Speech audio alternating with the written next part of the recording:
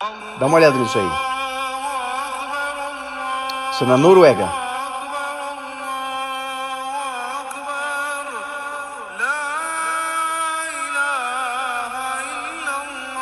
Por que eu mostrei isso pra vocês? Hoje um amigo meu me mandou e eu achei muito interessante. Eu morei no Oriente Médio, eu trabalhei com muçulmanos muito tempo.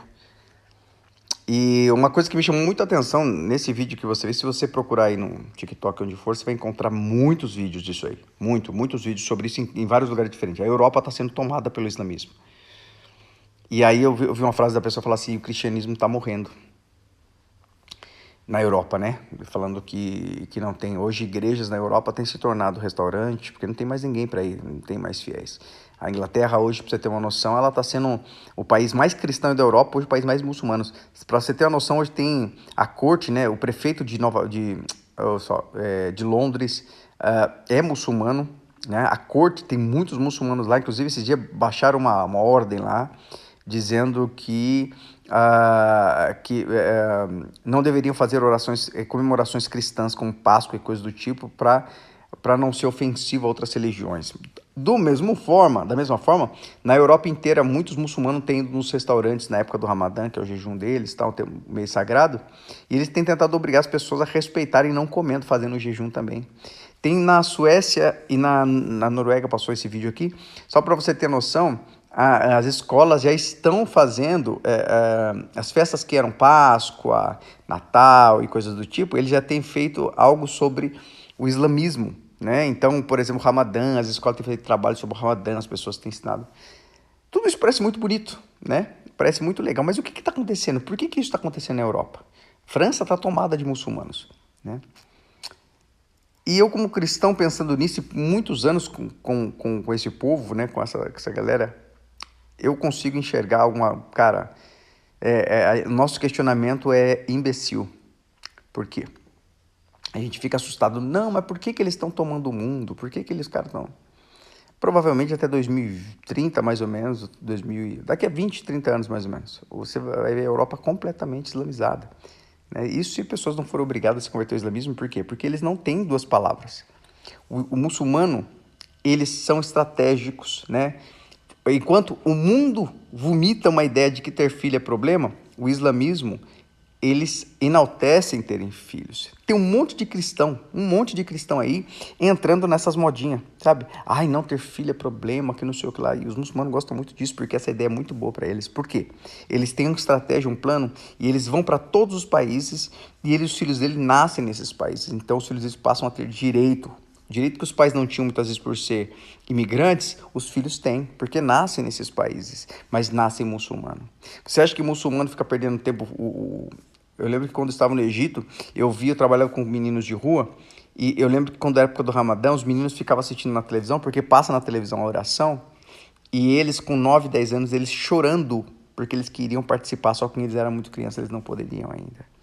Então eles aprendem desde pequeno. Os pais, eles se dedicam a ensinar. E você e eu, como cristão? Você se dedica a ensinar o teu filho sobre o evangelho? Né? Você faz questão de se preocupar como é que ele está entendendo? Ele está na igreja, mas ele está entendendo? Ele gosta daquilo? Ele compreende aquilo? Não. Sabe o que a gente faz como cristão? A gente chega em casa, coloca um celular na mão do filho, né? Se já não deu um de última geração para ele, né? Esse dia eu me assustei e vi uma menininha tão novinha, ela com um iPhone não sei o que lá, que não sabia nem mexer direito. E eu fico pensando, a gente dá e deixa os filhos falando com quem eles quiserem, aonde eles quiserem, não tem filtro. Eu até fiz um vídeo falando isso, hoje tem os caras têm, e isso é estratégico, tá? Os caras hoje têm borbulhado uma ideia de, e a privacidade dos seus filhos? Filho não foi feito para ser privacidade, porque é tua responsabilidade, né? É um cuidado responsável que você está vendo. Então, porta aberta, saber o que está olhando no celular, mas a gente é muito preguiçoso. A gente não sabe o que é cuidar de filho. Enquanto isso, os muçulmanos têm cuidado. Eles têm ensinado a importância, né, a segurança. Isso porque o islamismo não é uma religião soft. Você vê todo mundo falando do cristianismo, xingando Jesus, parada gay, falando de Jesus, o cara vai na carnaval e debocha de Jesus. Vê se eles fazem isso com o islamismo. Por quê? Porque eles não têm essa graça, esse cuidado, não. Se você mexer com eles... Teve até na França, esse tempo atrás, um cartunista lá fez um um desenho de Mohammed lá, zoando com Mohammed lá. Na semana seguinte, os caras estouraram uma bomba lá. Cadê? Os caras não mexem porque eles têm medo. Enquanto isso, o islamismo vai crescendo. Eles têm compromisso, eles têm seriedade, né? É uma religião natural, porque tudo é pela força, né? É um Deus que não pode resolver seus problemas e manda os caras resolver, né? E eles levam isso com muita seriedade, né? Eu falo que eu sempre... Uma das coisas que mais me admirava no Oriente Médio é quando eu entrava no trem, eles estavam lendo o Alcorão ou eles estavam lendo alguma coisa sobre o Alcorão. As pessoas estavam orando no trem. Isso durante todo o dia, durante todo o tempo, né? Eu lembro de uma pessoa que estava no meio de uma rodovia, quando o muezzin chamou para oração, eles colocaram o tapetinho no meio da rodovia e foram orar. Todo mundo, não estou falando um ou outro. Então, eles têm compromisso, eles têm responsabilidade com isso. Mas os cristãos, aí que entra o nosso problema. Você vai ver os cristãos, todo mundo hoje, se envolvendo com causas que não tem nada a ver com o evangelho. O cristão nunca lê a Bíblia, a grande parte dos cristãos nem lê a Bíblia, nem se interessa, mas passa o dia inteiro se envolvendo em movimentinho, né? Se envolvendo em, essa pauta é anti isso, é anti aquilo, eu vou me envolver que é bonito, Deus deve estar ali. Como é que Deus deve estar ali? O evangelho é completo, você não precisa participar de movimento nenhum, né? Mas tem gente falando que levantando a bandeira, eu sou isso. Tem pessoas que chegam ao ridículo de falar, eu sou comunista e cristão. Cara, não conhece o básico do evangelho. Eu sou feminista e sou cristão. Eu sou isso, eu sou cristão. Não, o evangelho é completo, ele não precisa disso, né? Então o cristianismo foi se envolvendo com um monte de causa emocional e intencional, né? Porque essas causas parecem bonitinhas, mas quem está por trás dela tem um propósito muito maléfico em cima disso. Eu não digo que todas as pessoas que estão participando são más, mas elas são rasas demais. Elas não entendem, elas são só emocionais, mexeram com as emoções, né? Eu lembro que teve esse tempo atrás também uma matéria lá, que todo mundo, não, porque Black Lives Matter, vidas pretas importam, não sei o que e tal. Aí descobriram que o líder do movimento, na verdade, estava arrecadando dinheiro com um tal de Soros, né? E o cara estava fazendo um monte de besteira. Esse é o nosso problema. A gente não tem compromisso com o evangelho, a gente tem compromisso com coisas que emocionalmente parecem ser de Deus. Coisas bonitinhas. A gente não tem firmeza para dizer não para algumas coisas que Cristo não aprova. Não, a gente recua, se acolhe, porque a gente quer ficar bem no meio que a gente está. No meio do trabalho, na escola, na faculdade, então a gente quer ficar bonitinho. Então você vai lá, rejeita a sua verdade para abraçar uma verdade que vai deixar você legal perante os outros. O muçulmano não faz isso. Então, quando você olha para a Europa hoje, está tomada por quê? Porque envolveram tanta coisa que não tem nada a ver lá, né?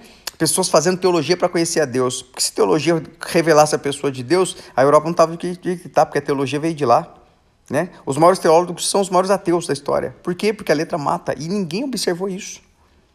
Se teologia fosse bom, Paulo não tinha dito, cara, o que eu aprendi é esterco depois que eu conhecia Cristo. Se teologia fosse de Deus, Paulo não teria mandado, né? Jesus teria mandado, vocês pescadores, Pedro, Tiago, João, vocês que não sabem escrever, vai para um rabinato, vai estudar, vai ser teólogo. Como Paulo foi. Mas ele nunca falou isso. Ao contrário, ele falava de relacionamento, Mateus 6,6, secreto, intimidade com a palavra e com a pessoa de Deus.